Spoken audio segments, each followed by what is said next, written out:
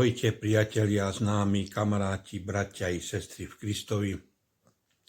Pred nedávnom som urobil jedno video o vznikajúcom fašistickom alebo o vznikajúcom fašizme USA cez prezidenta Trumpa a na to, že je to kresťanský nacionalista. A niektorí ľudia tam namietali, no ich namietky,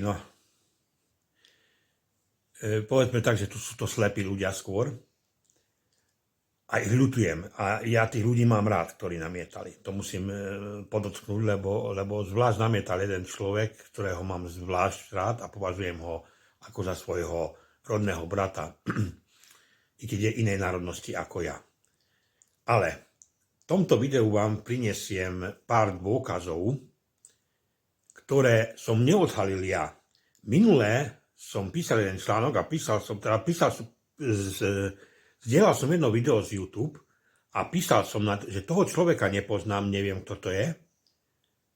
Doteraz som ho nikdy nevidel, lebo náhodou som natrafil na to video. No dneska už viem, že to je náš brat a snažím sa s ním nadviazať kontakt, tak ako to robím s každým, ktorí hlásajú Božiu pravdu. Teda už s takými, ktorých jazyk rozumiem, a takí sú to Slováci, Česi alebo Poliaci a samozrejme Maďari, ale Maďari nie len v Maďarsku, ale v širšom zmysle na území historického Maďarska. Tak ako som nedávno nadviazal kontakt s jednou ženou z dnešného Rumunska, ktorá sa, neviem presne, Eremi Hajny sa mi zdá, sa volá. Ona je Maďarka, manžela má Rumúna. A robí veľmi dobré videá. Hneď prvé video, keď som si vypočul, som vedel, že to je prebudená kresťanka, prebudená žena, ktorá hlása čisté evanjelium a ktorú takisto napadajú, ako mňa napadajú, takisto ešte tvrdšie napadajú, pretože ona o mnoho tvrdšie veci hovorí do vlastných rád, smerom na vlastné rady, alebo ako to mám povedať po slovensky. A nadviazal som s ňou kontakt, cez Messenger sme si pokecali, odtedy sme v spojení a takisto s jedným českým bratom som nadviazal, už sa mi podarilo nadviazať kontakt, so s jedným slovenským bratom, čo hlása takisto pravdu, som v neustálom spojení už niekoľko rokov a mám s ním dobrý vzťah kamarátsky, ale snažím sa s jedným bratom, čo som ho počul nedávno z Poľska, rozprávať, v jednom kratučkom videu a som pochopil hneď, že to je, aj keď som nevedel, že je adventista, ale pochopil som hneď, že je to človek, ktorý hlása pravdu a je to prebudený kresťan. Preto takto nadviažem styky s týmito ľuďmi. A keď sa pýtate, prečo to robím, pretože naša spolupráca je veľmi dôležitá. Navzájom si vieme veľmi veľa pomôcť. Jeden druhému vieme povedať, kde robíme chyby, ako robíme chyby, čo máme zdokonaliť v tom, čo robíme, ako osloviť ešte viac ľudí a akým spôsobom to robiť. Čiže preto sa s nimi stretávam a verte mi, je to taká úvodzovka medzinárodná spolupráca, lebo Slovákov z bratov považujem aj Čechov, aj Poliakov duplom, lebo oni sú takí historickí bratia pre Maďarov, ale tí, čo žijú na dnešných cudzích územiach Maďari, takže v tomto zmysle je to taká medzinárodná spolupráca, ale v skutočnosti to nie je medzinárodná spolupráca, to je spolupráca bratov, národnostných bratov a potom bratov ako kamarátov, príbuzných, kamarátskych národov a bratov už aj v Kristovi. Takže tento brat, z neho som vybral kúsok videa, z toho dlhého videa. Nie je to také dlhé video, ale z dlhšieho videa som vybral kúsok videa, kde pojíma o tom, prečo je Amerika fašistická a ukazuje aj dôkazy. A na konci vám ukážem jeden zaujímavý záber z USA, z jednej charizmatickej cirkvi, lebo ako hovorím, charizmatici nie sú len jeden, lebo každý si myslí, že letničiari to sú charizmatické. Charizmatické cirkvi je ich veľmi veľa po svete, denominácií rôznych, na menšie, väčšie a dokonca sú aj v katolíckej cirkvi charizmatici. Čiže na konci vám ukážem, ako sa, alebo čo robia na svojich kázaniach charizmatici a ako im napomáhajú démoni v ich práci. Čiže pozrime sa na toto video, pozrime sa na tieto veci, čo nám ukáže tento môj brat, ktorý vie o mnoho lepšie rozprávať, ako vieme rozprávať. Ja nie som taký kľudný človek, ja nie som taký pozorný človek a neviem tak pekne rozprávať ako on. Jednak to je tým, že mám maďarskú národnosť a niekedy hľadám tie slovenské slova, ale niekedy aj v maďarčine musím hľadať slova, lebo ja som vyrastal do jazyčnom prostredí a niekedy sa aj tu prichytím na tom, že ma nenapadne niektoré maďarské slovo, ale sa prichytím na tom, na Slovensku, alebo keď komunikujem po slovensky, ma nenapadne nejaké slovenské slovo a vtedy musím povedať po maďarsky. Ale to aj môj syn, s ktorým komunikujem, býva v zahraničí a jeho jazykom momentálne je nemčina, predtým to bola angličtina, ale rodným jazykom je samozrejme maďarčina, ale vie aj slovensky. A s ním, keď sa rozprávam, tak niekedy sa rozprávame, nezabudol národný jazyk, perfektne ho rozpráva, ale niekedy ho nenapadne to slovo a ja mu poviem, tak povedz to slovensky alebo nemecky. A on samozrejme povie to nemecky a ja mu porozumiem, sa smejem a poviem mu, čo to znamená po maďarsky. Čiže to nie je len môj problém. To je problém ľudí, ktorí žijú vo viacjazyčnom prostredí a ktorí tak radi kritizujeme, ale niekedy viacjazyčnosť pomôže o mnoho viac, pretože ja stále tvrdím, je to môj názor, môžete sa to usmiať, že jazyk pre človeka je akýsi program pre mozog, ako keby do počítača vložte, ja neviem, Windows alebo Ubuntu alebo niečo, taký istý jazyk. A keď ten daný jazyk vieme rozmýšľať v tom spektre, ako rozmýšľa ten daný národ. A v niečom vie rozmýšľať lepšie iný národ a v niečom vie rozmýšľať lepšie môj národ. A tým som to dokázal porovnať, a naopak samozrejme, a tým som to dokázal porovnať vlastne, že ovládam aj slovenčinu, aj maďarčinu, tým pádom rozumiem češtine, poľštine, nie celkom, ale tak 60-70%, keď nerozprávajú rýchlo. A trochu teraz rozumiem aj nemecky. Čiže viem si porovnať to ich rozmýšľanie a rozmýšľanie ľudí, ktorí pochádzajú z týchto viacjazyčných prostredí, a ako vnímajú, ako sa pozerajú na svet, ako dokážu hlásať Božiu pravdu. Verte mi, títo ľudia dokážu lepšie hlásať Božiu pravdu, ako takí ľudia, čo existujú len z jednojazyčného prostredia. Neviem, čím to je, ja to vysvetľujem tým, čo som povedal, že jazyk je akýsi program pre mozog. A keď chcete vedieť príklad, tak poviem vám príklad, tu sa neurážajte, lebo to aj naopak platí, ale to je typický príklad. Ja často väčšinou píšem po maďarsky, nečasto, po maďarsky a potom to prekladám do slovenčiny. Ale prídem na to, že niektoré veci ja neviem preložiť proste musím použiť prekladač. Poznáte to, prekladač použijem, ale aj prekladač niekedy preloží nezmysly. A poviem vám taký príklad. Napríklad v maďarskom jazyku je slovo láska, ako láska medzi mužom a ženom je pomenované slovom serelem a seretet, to je láska ku všetkým iným, ku rodičom, ku deťom, ku kamarátom, ku priateľom, ku bratom, sestrám, cirkvi. Ale maďarčina má na to dva výrazy, slovenčina má na to len jeden výraz. A takto je vo veľké, lebo maďarčina je na výrazy bohatšia. Maďarčina pozná aj medzi výrazy, napríklad sa povie éret, to je plod, ktorý dozretý plod, a aj na iné sa to používa, ale v tomto prípade to používam to. A potom sa povie sáros, je to suché.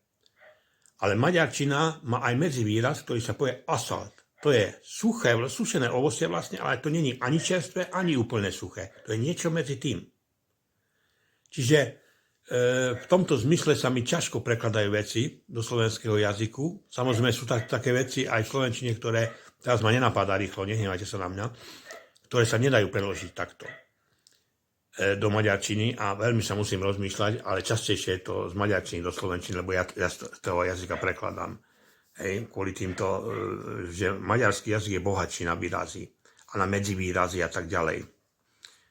No priatelia, čiže pozrieme sa na tohto človečika, na tohto brata. Dnes už vieme, že to je môj brat, ktorý ako vysvetľuje fašizmus, ako ukazuje dôkazy fašizmu z USA. A proste jeho celé video dám ako vždycky na YouTube kanáli, pod videom bude link na jeho celé video a na Facebooku nad videom bude link na jeho celé video. Teraz sa už pozrite na neho a na konci ten taký prejavy demonické v určitej charizmatickej cirkvi v USA. Ahojte, počúvajte pozorne. Dôvodov, prečo som sa podujal tiež vykladať Zjavenie 13. kapitolu, pretože toto je veľmi, veľmi smutné prehlásenie, ktoré čítame v tomto 8. verši, pretože tí, ktorí budú uctievať šelmu pápežský systém, ktorí budú uznávať tento systém, tak žiaľ, ich mená nie sú a nebudú zapísané v knihe života baránka. A preto je to veľmi dôležité a je to veľmi nebezpečné a veľmi smutné a preto prosím, aby každý prehodnotil, kto pozerá túto prezentáciu a to, že tak povediac, kde je zaradený a aké náboženstvo vyznáva. Ak má niekto uši, nech počuje a ak vedie niekto do zajatia, pôjde do zajatia. Ak zabije niekto mečom, musí byť zabitý mečom, tu je trpezlivosť a viera svätých. Toto má opäť dvojakú aplikáciu, pretože samotná Ellen White to hovorí na istom mieste, že takisto ako pápežský Rím počas temného stredoveku viedol do zajatia a zabíjal, takisto sa mu to stalo vlastne v tom roku 1798, ale samozrejme, že sa to stane pápežskému systému ešte znova, historicky druhýkrát, kedy už ale definitívne bude táto mocnosť zničená a zrušená a namiesto toho bude nahradená vláda a moc Pána Ježiša a jeho kráľovstva. Poďme teda sa pozrieť na šelmu zo zeme. A videl som inú šelmu vystupujúcu zo zeme, ktorá mala dva rohy podobné baránkovým, ale hovorila ako drak. Ktorej mocnosti svetovej môže prináležať takáto charakteristika? Nejaká šelma, ktorá vystupuje zo zeme. Má rohy baránkové, čiže to je pozitívny popis. Baránok je jemné, krotké zviera, ale hovorí ako drak. Poďme sa na to trošku pozrieť bližšie. Je zaujímavé, že tá šelma vystupuje zo zeme. To znamená, že nám chce tento popis povedať to, že táto šelma má konkrétnu, tak povediac, zemepisnú lokalizáciu alebo zemepisné určenie. Kde by to teda mohlo byť? To, čo je zaujímavé pre mňa, tak v Zjavení 12. kapitole bola akási mocnosť, ktorá, respektíve nebola to ani tak mocnosť ako nejaká zem, ktorá pomáha tejto žene, tejto cirkvi a tú vodu, ktorú drak púšťa za ženou, aby ju zlikvidoval, tak táto zem pomáha žene tým, že otvára, tak povediať, svoje ústa a pohltí tú rieku a takýmto spôsobom ochráni ženu, teda cirkev, pred touto pohormou. No a my sme si samozrejme jasne identifikovali, že to boli Spojené štáty americké, kde slobodne rozmýšľajúci veriaci, protestantskí veriaci, utekajú z Európy, kde vládne pápežstvo, do tejto zeme, do Spojených štátov amerických, kde im je poskytnuté útočisko.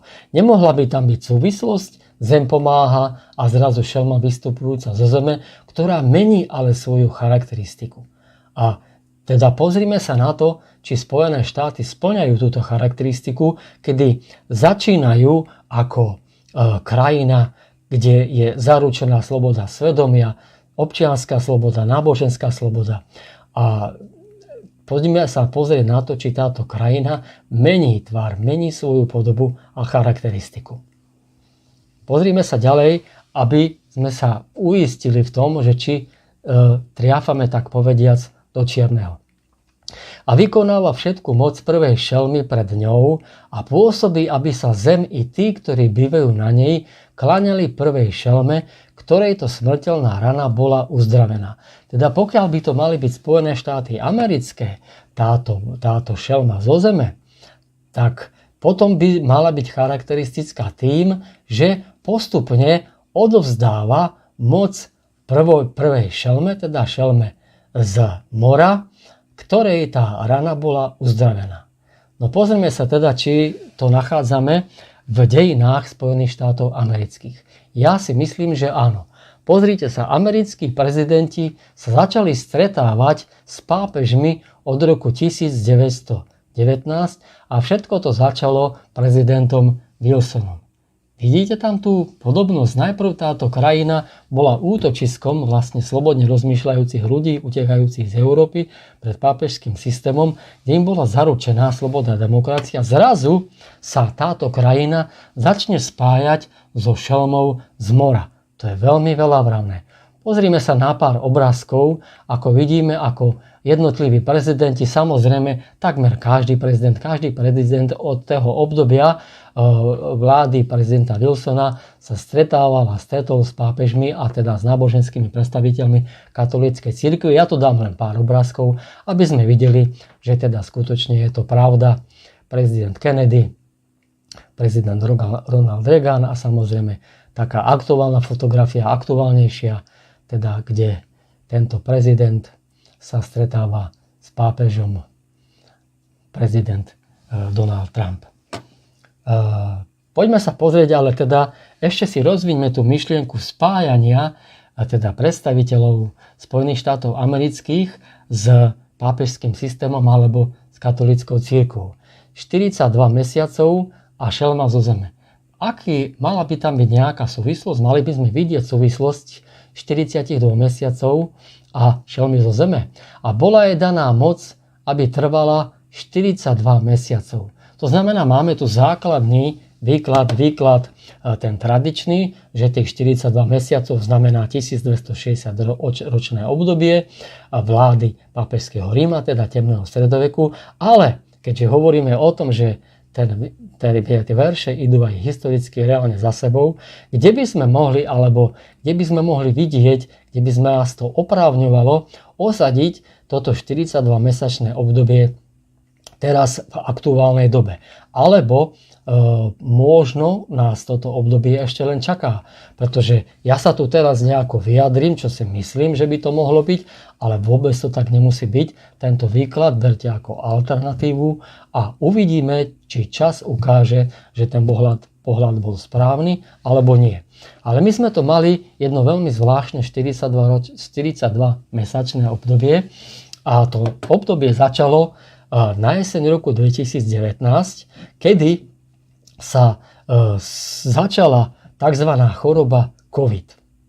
Samozrejme, mnohí môžete namietať, že veď to predsa začalo až niekedy koncom zimy 2020 a tak ďalej, ale verte mi, keď si naštudujete túto tému a teda to, kedy sa začalo toto obdobie, tak budete vidieť, že už na jeseň, koncom jesene o roku 2019 sa objavili prvé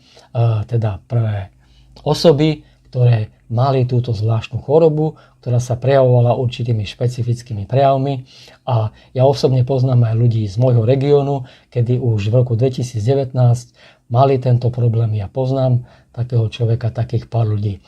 Dokonca jeden zákazník, ktorý mi bol na mojom dome niečo robiť, tak sme sa dali do reči a hovoril, že on mal tento problém už niekedy na jeseň, kedy nevedeli ešte lekári, že čo to je a pritom už neskôršie zistil, že to bol to vlastne tzv. COVID, pretože všetky tie príznaky a prejavy boli totožné, ako sa potom neskôršie objavili už plošnejšie.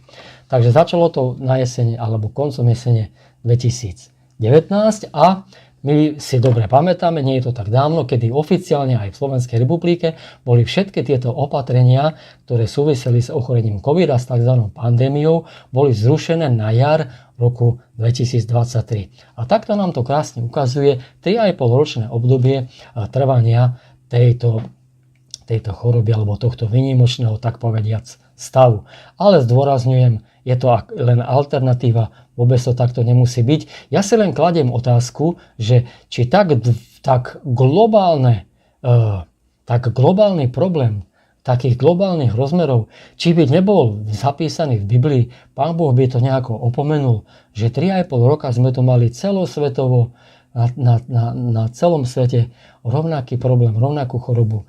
Drvivá väčšina vlád, ak nie všetky, postupovali podľa nariadení, a to je teraz dôležité, podľa nariadení tohoto človeka alebo podľa nariadení Spojených štátov amerických a toho, čo človeka ako vtedajšieho ministra zdravotníctva, ktorý vlastne tak povediať všetko riadil. A tu vidíme zase zvláštnu spojitosť, pretože tu hovoríme o tomto človeku, Anthony Fauci, ktorý je síce ako americký občan, ale je katolícky veriaci a čo je o to veľavravnejšie, je jezuita.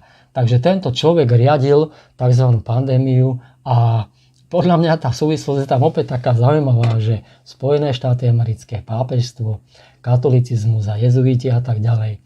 Takže to je opäť taký zaujímavý dôkaz toho, ako sme čítali v tých veršoch pred chvíľou, že šelma zo zeme začína alebo dáva moc, uplatňuje moc alebo odovzdáva moc šelme z mora. Pozrime sa ešte na tento odznak, tak povedať, alebo znak fašistického talianskeho režimu. Opäť tu vidíme tento a pripomíname si ten výzor, že je to zväzok prútov, omotaný, zachytený teda týmto obväzom alebo zväzkom a vidíme tam tú sekeru kata a už sme si vysvetlili, že to je symbol násilného zväzovania, nejakým spôsobom zväzovania spoločnosti alebo jednotlivcov aj za cenu násilia.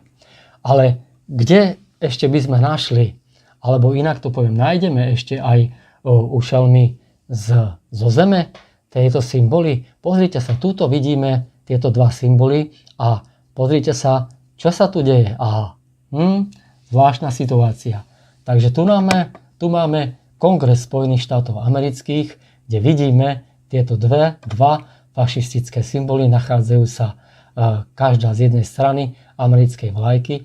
No a opäť vidíte, že si tu potvrdzujeme to, že šelma zo zeme je veľmi spriaznená a má rád tento fašistický režim alebo túto filozofiu. Pozrite sa zase v inom obrázku. Tento obrázok je o to veľa vravnejší, že nám poukazuje na veľmi dôležitú historickú udalosť, kedy prvýkrát v dejinách ľudstva sa pápež katolíckej cirkvi dostala na pôdu Kongresu Spojených štátov amerických a je veľmi burlivo a úchvatne privítaný. A to opäť nám potvrdzuje zase len tu ten výklad, že šelma zo zeme nemôže byť nikto iný, len Spojené štáty americké, ktoré síce baránkovým spôsobom začínajúci, ale neskôr hovoriaci ako drak a ešte budú hovoriť o to viac ako drak, mení táto šelma zo zeme svoju charakteristiku. Vidíme to opäť veľmi jasne. Je to veľmi zvláštne, že táto kolíska demokracie sa stalo to, že v tej najdôležitejšej miestnosti, ktorá reprezentuje Spojené štáty americké, akým je teda kongresová sála, sa nachádzajú fašistické symboly. Je to nepochopiteľné, čo sa môžeme ešte dozvedieť. Pozrite sa ďalej, tu je kongresová sála z takého celkového pohľadu a vidíme tam v pozadí, opäť nám to dokazuje, tieto dva fašistické symboly, ktoré sa nachádzajú v miestnosti Kongresu Spojených štátov amerických. Ďalšiu charakteristiku tejto šelme zo zeme, teda Spojených štátov amerických, robí veľké divy, takže aj ohňu dáva zostupovať z neba na zem pred ľuďmi. Akým spôsobom sa to deje? Poďme ešte pozrieť na text ďalej. A zvodí tých, ktorí bývajú na zemi, pre divy, ktoré sú jej dané urobiť pred šelmou a káže obyvateľom zeme, aby spravili obraz šelme, ktorá mala ranu od meča a ožila. Obidva texty kladú veľký dôraz na divy. Že šelma zo zeme robí divy, kladie dôraz na nadprirodzeno. A sú Spojené štáty typické aj v náboženskom kontexte, že upriamujú pozornosť na divy a zázraky? Ja tvrdím, že určite áno. Pozrieme sa za chvíľku, že ako to robí. A všimnite si, aj to je zaujímavé, že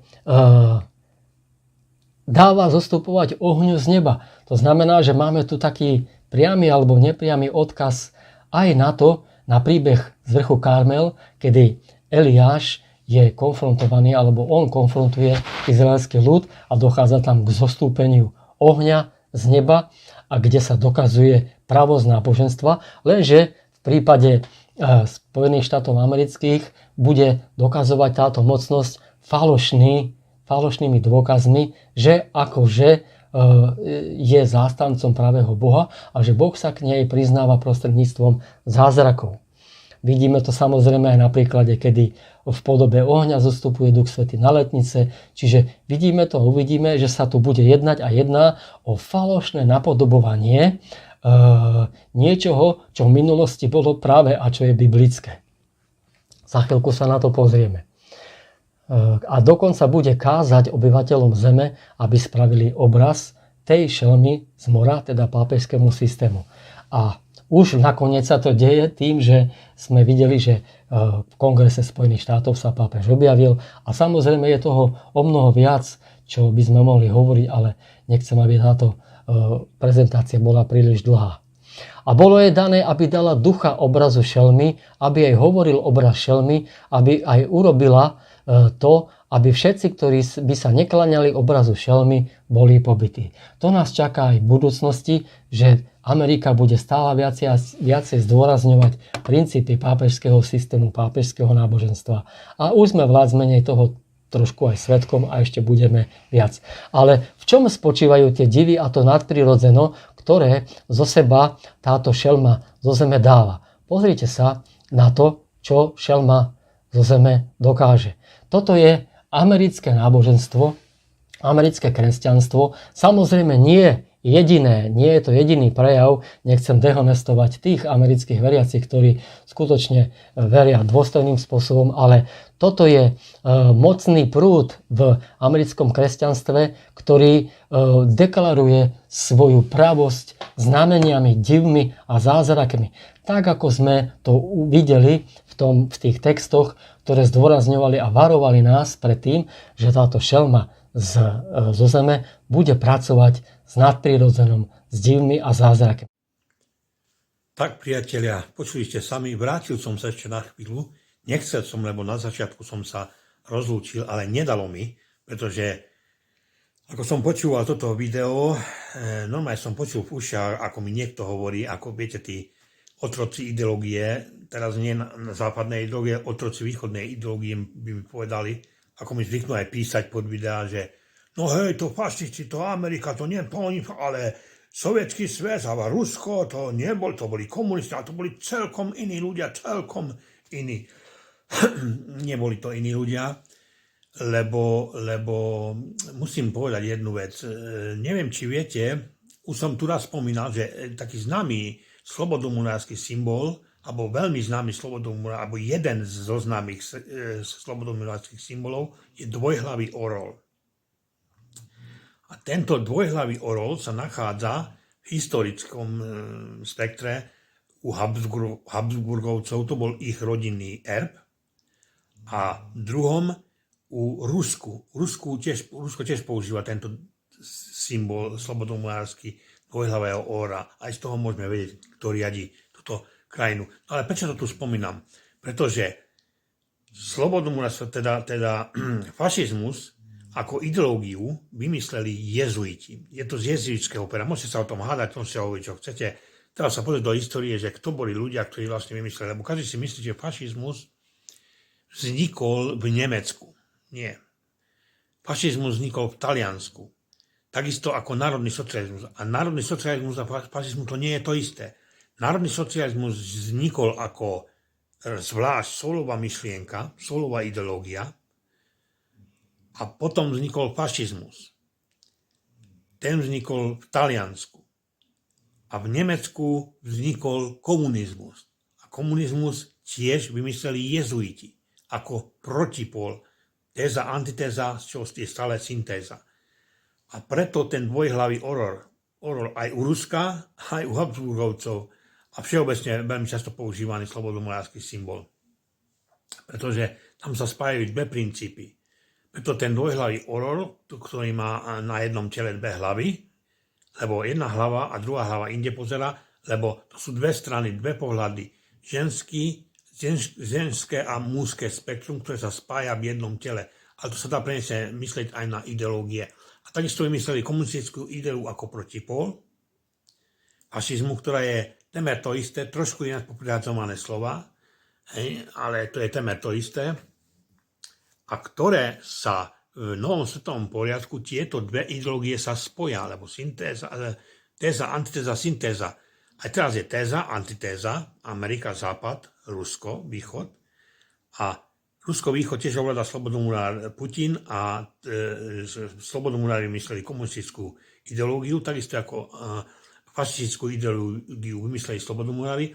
A potom, keď vznikne nový svetový poriadok, tieto dve ideológie sa spoja. To sme v takom trošku malom mohli vidieť aj vlastne počas covidu, ktorý tu nám pán spomínal, ktorý viedol tiež jezuita Fauci. Celý covid on viedol. Celý svet robil vlastne to isté, čo on kázal. A keď niekto povie, že v Rusku to nebolo, bolo to. V Rusku to bolo také isté tvrdé, ako všade vo svete. Takisto ľudia zomierali na ruskú vakcínu, ako na tú západnú vakcínu. Lenže tú východnú preto vymysleli vakcínu čínsku alebo rusku, aby tí, čo ideologicky si nechcú zobrať západnú vakcínu, tí si ideologicky zobrali ruskú vakcínu a pokapali na to. A odkiaľ to viem, veľmi veľa bratov máme v Rusku a rozprával som sa s nimi. Dokonca jedna naša sestra, ktorá teraz zomrela, je v Košiciach, je z Ruska a mala Košičana manžela a tam mala synov. Čiže viem všetko, čo sa tam dialo, čiže to isté presne sa dialo, čo u nás. Len to, viete, tí otroci ideológií, keď uvidia hovno, tak a keď niekto na to povie, že to je hovno, oni povedia, že to je zlato. To je zlato, to je čokoláda, alebo to je klobása. Proste to je otroctvo ideologické. Preto takto vymýšľajú stále tieto ideológie Satan vlastne, no ale povedzme teraz jezuiti, že aby vedel ponúknuť stále obidvom skupinám a potom ich zlúčiť tieto dve skupiny a tie zlúčené skupiny v jednom poriadku potom príjmú ten jeden poriadok. Takto funguje a takto fungovalo vždycky v histórii, priateľa. No ale ešte taký malú ochutnávku liberalizmu sme mohli vidieť vlastne počas covidu, keď vlastne vznikla vrstva tzv. Východných ideologických otrokov a ich nazývali, že liberáli. A liberáli sú vlastne komunisti, lebo všade na svete to je aj dnešný parlament európsky vedú komunisti, ale je to liberálny fašizmus teraz. Prečo? Lebo sa tieto dve ideológie teraz už začali spájať. A keď príde nový svetový poriadok, sa úplne spoja v jedno. Viete, tak, ako som spomínal, v predošlej časti sa mi zdá, najlepší komunisti, alebo najlepší členovia komunistickej strany a najoddanejší členovia komunistickej strany a najväčší zabíjacia vrahovia boli v Maďarsku bývalí členovia Nyilašov, maďarských fašistov, a potom vstúpili do komunistických rád a stali sa z nich to je tajná polícia. A ináč to isté sa stalo aj v Československu, že z bývalých fašistov sa stali najlepší komunisti a eštebáci. Čiže to isté sa stane teraz v novom, tí liberálni alebo liberálni fašisti, to sú komunisti, a oni sa spoja s tým novým svetovým poriadkom a tak budú oddane slúžiť tomu novým svetovému poriadku, ako slúžili komunizmu, alebo ako slúžili za kapitalizmu ich ľudia, alebo za fašizmu ich ľudia. Proste takto je, priateľ. Či sa to niekomu páči, môžete sa smiať, koľko chcete, ale takto funguje, takto je a uvidíte, že to takto bude. Ja len plačem dopredu nad tými, ktorí tomu neveria a tu krútia hlavou a stále hovoria, že ja ho rozprávam blúdy, že somariny rozprávam, vymyslám nezmyslené, že som náboženský fanatik. Môžu hovoriť ľudia, čo chcú. Biblia má 100% pravdu a v Biblii je asi 2600 proroctiev. A z nich búrlivá väčšina sa už splnila do bodky a do písmena. Už je málo, veľmi málo toho, čo sa má splniť. A tak, ako sa predtým splnili tie proroctvá, tak sa splnia aj tieto do bodky, do písmenia. Biblia sa nikdy nemýli.